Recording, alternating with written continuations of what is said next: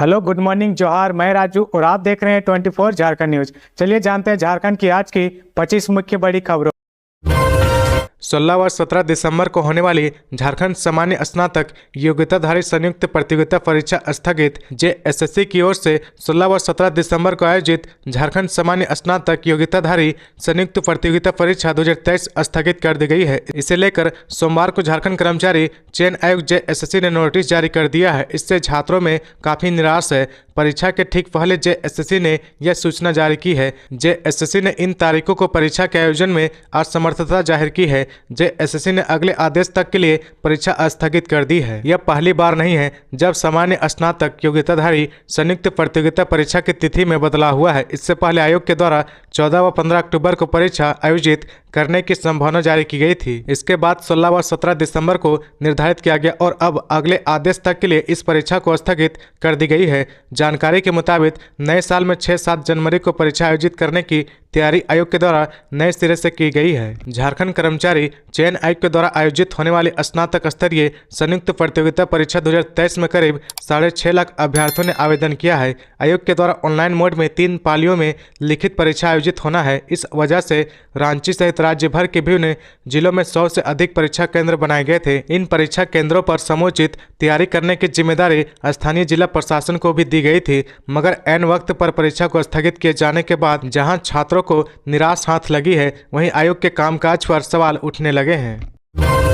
झारखंड के 10,000 से अधिक वित्त रहित शिक्षक आर पार के मूड में। उपवास से लेकर सीएम आवास घेराव तक का है प्लान। झारखंड वित्त रहित शिक्षा संयुक्त संघर्ष मोर्चा ने विभिन्न लंबित मांगों को लेकर आगामी विधानसभा सत्र के दौरान चरणबद्ध आंदोलन की घोषणा की है। इस बाबत राज्य भर से आए प्रधानाचार्यों, प्राचार्यों व शिक्षक प्रतिनिधियों की बैठक में निर्णय लिया गया है। बैठक की अध्यक्षता सुरेंद्र झा ने की है, जबकि संचालन अनिल तिवारी ने किया है। वित्त रहित संस्थानों को 4 गुना अनुदान के विभागीय प्रस्ताव पर मंत्री के अनुमोदन के बाद संलेख अविलंब विधि और वित्त के साथ कैबिनेट की सहमति के लिए भेजने तथा वित्त रहित शिक्षा कर्मियों को राज्य कर्मी का दर्जा देने की मांग की है। वित्त रहित शिक्षण संस्थानों को घाटा अनुदान देने तथा वित्तीय वर्ष 2020-21 का रुका हुआ अनुदान देने की मांग भी की गई है। बैठक में लिए गए आंदोलनात्मक निर्णय के अनुसार 15 दिसंबर को 10,000 वित्त रहित शिक्षक कर्मी उपवास पर रहेंगे। 18 दिसंबर को शिक्षक व कर्मी अपने अपने विद्यालय व इंटर कॉलेजों में वित्त रहित का पुतला दहन करेंगे।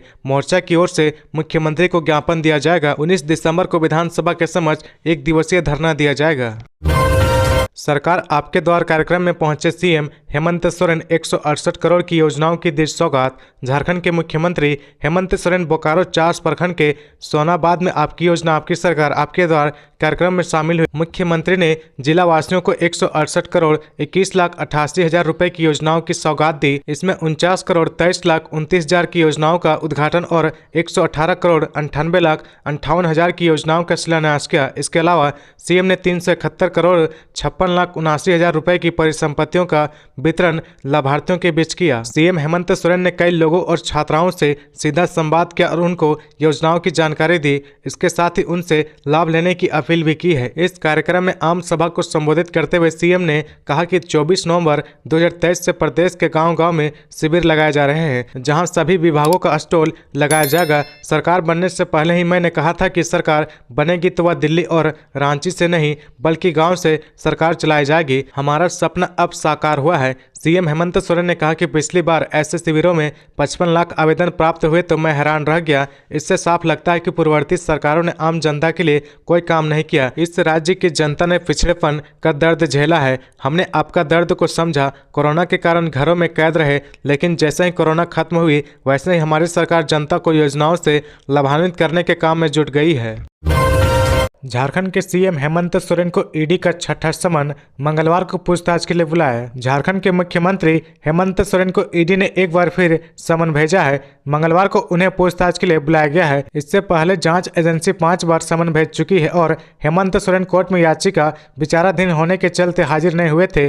अब ये 6ठा समन भेजा गया है। प्रवर्तन निदेशालय ने रांची जमीन खरीद फरोख्त कथित घोटाले में जाँच और पूछताछ के लिए बुलाया है। ईडी के एक अधिकारी ने समन के बारे में बताया। मुख्यमंत्री मुख्यमंत्री हेमंत सोरेन को मंगलवार 12 दिसंबर को रांची में एजेंसी के जोनल ऑफिस में उपस्थित होने की उम्मीद है। ताजा समन मामले के संबंध में एजेंसी द्वारा सीएम हेमंत सोरेन को भेजा गया छठा समन है। हेमंत सोरेन सूबे के सीएम होने के साथ साथ सत्तारूढ़ झारखंड मुक्ति मोर्चा जेएमएम के कार्यकारी अध्यक्ष भी हैं। पिछले कुछ महीनों में हेमंत सोरेन ने एजेंसी के 5 समन को नजरअंदाज कर दिया था और 5वें समन को सुप्रीम कोर्ट में चुनौती दी गई थी, जिसने उन्हें उच्च न्यायालय में पेश होने का निर्देश दिया था। उसके बाद हेमंत सोरेन ने झारखंड उच्च न्यायालय का रुख किया था, जहां उनकी याचिका खारिज कर दी गई थी, जिसके बाद हेमंत सोरेन ने आज तक उच्च न्यायालय के आदेश को चुनौती नहीं दी है।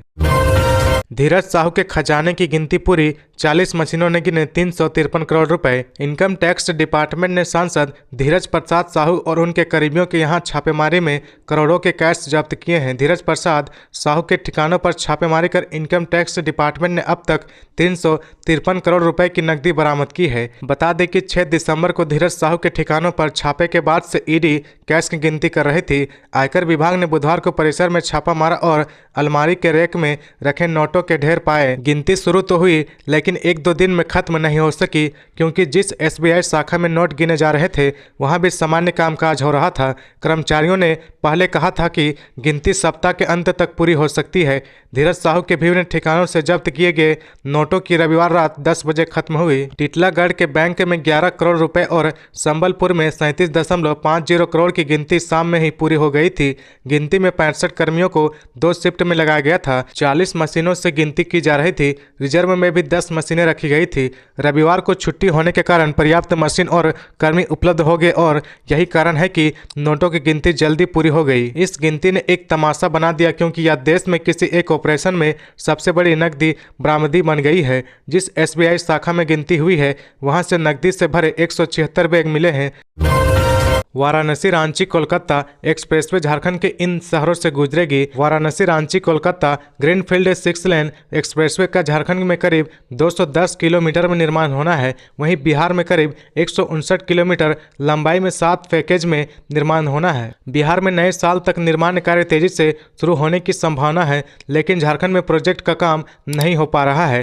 दरअसल भारतमाला परियोजना के तहत यहां से एक्सप्रेसवे बनना है। इसके लिए चतरा, हजारीबाग और बोकारो में वन भूमि के बदले में जमीन उपलब्ध करानी है, क्योंकि एनएचएआई को सड़क परियोजना के लिए वन भूमि लेनी है। जितनी वन भूमि ली जाएगी प्रावधान के तहत, उसके एवज में उतनी ही गैर वन भूमि वन विभाग को उपलब्ध कराई जाएगी। ऐसे में एनएचएआई को राज्य सरकार गैर वन भूमि उपलब्ध कराएगी, लेकिन अभी तक क्या प्रक्रिया पूरी नहीं हो सकी है। बताया जा रहा है कि इन 3 जिलों यानी चतरा, हजारीबाग और बोकारो में इसकी स्थिति बहुत अच्छी नहीं है। इस मामले को लेकर मुख्य सचिव के स्तर पर एनएचएआई के अधिकारियों की बात भी हुई थी।